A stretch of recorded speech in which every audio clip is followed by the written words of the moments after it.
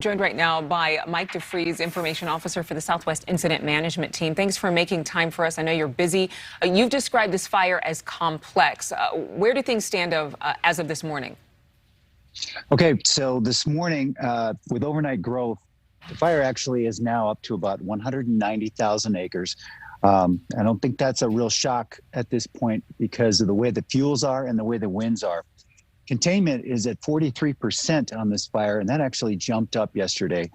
So what we have is we've got a fire here that is affecting a large area and also an area that is full of so many different communities. So when I say complex, and when we do in our world, that means there are many facets to just managing the daily efforts of fighting a fire. And in this case, communities. There's so many of them, as was mentioned before. We've got to essentially have operations that can stand alone, that can protect structures, that can work to try and gain containment line, almost self-sufficient in communities throughout the fire, because this area does go back. There are many canyons, and most of those canyons have homes in them and neighborhoods.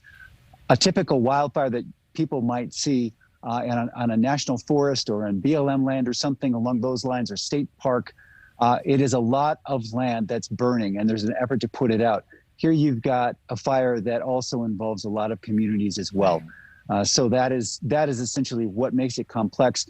And we are here working. We are in close communication with all the local authorities as well, because this has meant that they've had to really be flexible as far as when to evacuate people, how soon can you bring people home. So that's just a sample. Yeah, and really, you mentioned BLM, the Bureau of Land Management. It's not like there's this vast land and that's all that firefighters are fighting with no buildings. We saw some images of people's homes actually on fire.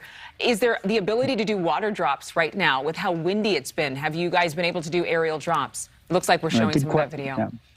Yeah. Hey, good question. And we're used to dealing with the wind. We have red flag days. What we had here, and it continually gets called unprecedented and possibly historic, has been this stretch of red flag days and high wind warnings in a row, and hours in a row. We're basically at more than 50 hours of red flag conditions now in a row. No die-off at night.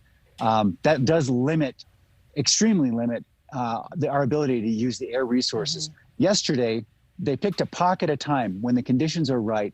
The people who oversee the helicopters and planes let them go. They flew until they couldn't. And that is how we approach it as far as our help from the skies. They're pretty responsive. If the conditions are right, they'll call them in to cool a hot spot wherever they can. And they have to put them down, obviously, when the winds pick up. We have more red flag conditions today. And so we're under it. Basically, the meeting I just left, it's a repeat of yesterday as far as fire conditions go. We do have the fire moving on the very north end. It made a push last evening. And so overnight crews responded there. They've been in communities, essentially down inside a canyon where people live in this particular valley, with the fire burning on both sides of the canyon, right around and past them. So that's what we do a lot of times. We know the fire is coming into a community or into an area. We're down there trying to protect the structures, the homes, businesses, and other very essential things to every community. And the fire ideally goes by us. Yeah, Mike DeFries, thank you so much. I know that you have so many things. Your hands are full this morning, so we appreciate your time. Thanks for giving us some perspective in this fire.